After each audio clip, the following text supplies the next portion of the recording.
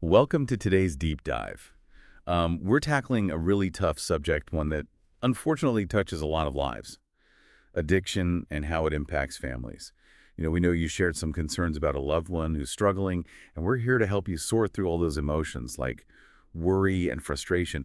It's a lot, and you're not alone in feeling that way. Yeah, and that's exactly why we're doing this deep dive. It's about getting you the information, yeah, but also a sense of, understanding and support. Totally. And one of the things that really stuck out from what we read was this crazy statistic. Over 8 million kids in the U.S. live with a parent who's battling addiction. So picture a classroom, 30 kids, right? Statistically, at least 3 of them are dealing with addiction in their families. Yeah, and that just shows how big of a problem this really is, and it kind of drives home that whole addiction is a family disease thing. Because the impact, it goes way beyond just the person struggling. It's like it Huh. creates these ripples that touch every single person in the family. It's like, what's that saying? You throw a pebble in a pond and the ripples go on forever. Mm-hmm. And I can't imagine the emotional toll that takes on a family. Oh, it's huge. Yeah. You're Uh, constantly worried about your loved one, right? And then there's the emotional strain of their struggles, maybe even financial burdens. It all adds up. It takes its toll. Yeah, it's a lot. It's heavy stuff. But thankfully, there are resources out there, right? Like Hmm. systems of support. And one of the most common ones, and something we dug into quite a bit based on what you shared, is this whole idea of support groups. Support groups can be really, really helpful. They give families a safe place to connect with people who get it. They really understand what they're going through. Right. It's that whole you get me feeling. And that Hmm. can be so powerful when you're dealing with something difficult. Exactly. And what's great about these groups is that they're a place where you can share what you're going through, the struggles, the victories, without judgment. So it's not just sitting around being sad together. No, not at all. You might hear someone talking about how they're handling their son's relapse, or someone else sharing about setting boundaries with their partner. And those stories, they're real, they're honest, and they can be incredibly validating. Like they give you actual ways to cope. I can see how that'd be so helpful. Now, I know we found stuff about different kinds of support groups. Can you tell us more about those? Sure.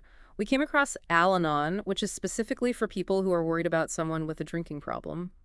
And then there's Nar-Anon, which focuses on families dealing with drug addiction. So it's like specialized groups for different addictions, which makes sense because every family's dealing with their own thing. Exactly. And just like anything else, support groups, they aren't one size fits all, right? It might take some trying things out to find the right group, the one where you feel comfortable and you feel like people understand you. Makes sense. Yeah. Like trying on shoes, right? Hmm. You don't want to wear a pair that doesn't fit. And you mentioned being comfortable. Are there downsides to support groups? Things people should watch out for? That's really important to think about. I mean, support groups, they can be amazing, but you got to be real about the challenges too. Like one thing is it can get emotionally intense. You're sharing really personal stuff and often with people you don't really know. Yeah, I could see how that could feel kind of scary for some people, especially in the beginning. Absolutely. And it's not just about sharing your own story, right? It's also about being there for others, listening to their pain, their struggles. And that can be tough, especially if you're already feeling emotionally drained yourself. So going in with that awareness, knowing it could take some emotional energy, that's key. Hmm. What about finding those people who truly get it? Because not everyone in the group will have the exact same experience, right? Right on. Even though, the core issues, supporting a loved one with addiction, that's the common ground. But, everyone's situation is different, right? So having realistic expectations, don't expect to walk in and immediately find someone who's dealing with the exact same thing. It might take time. Yeah, that's true. It's like finding your people within the group. Maybe it happens right away. Maybe it takes a few meetings. Okay. Okay, so we've talked feelings.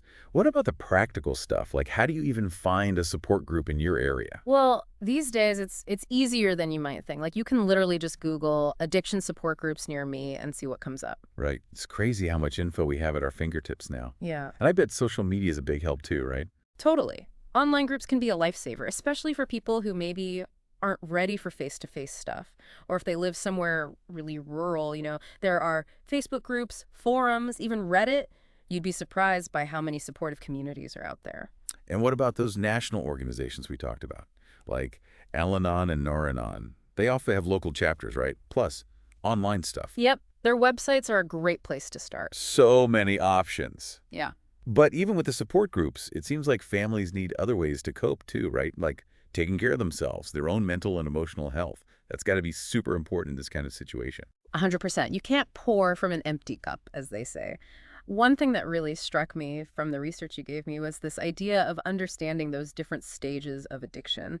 Like, it's not always the straight line from trying something once to being addicted. Yeah, no, you're right. It's not always like a straight line down, is it? Yeah. There's a lot that goes into it, right? Like someone's journey with addiction. It's complex. Exactly. And just knowing a bit about those stages, like being able to spot the difference between someone just experimenting and like full-blown addiction, that can be so helpful for families. Yeah, it's like having like a map, right? You might not know exactly which way they'll go, but at least you have an idea of what you might run into. Exactly. It helps you get ready for what might happen, understand what triggers them, and it helps you react in a way that makes sense, like with compassion. Totally. It's Yeah. all about like arming yourself with knowledge Yeah. and support.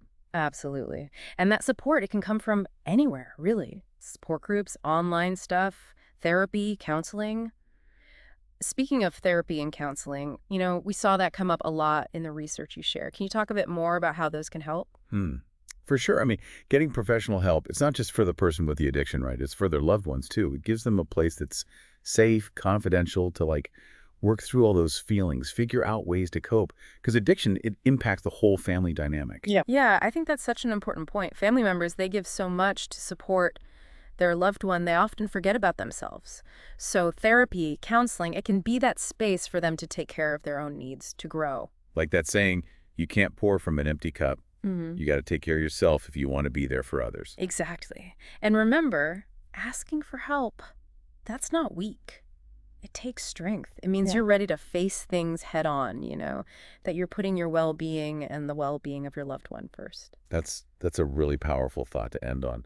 I think if there's one thing to take away from this whole deep dive, it's that you're not alone in this. There is hope, Mm. and there are tools to help you through it. Knowledge, support, self-care. Beautifully said. And, for anyone listening who's maybe feeling overwhelmed, just think about this.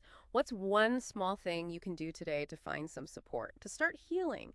Maybe it's Googling support groups in your area, or finding a therapist, or even just talking to a friend you trust. Remember, even a small step can make a big difference.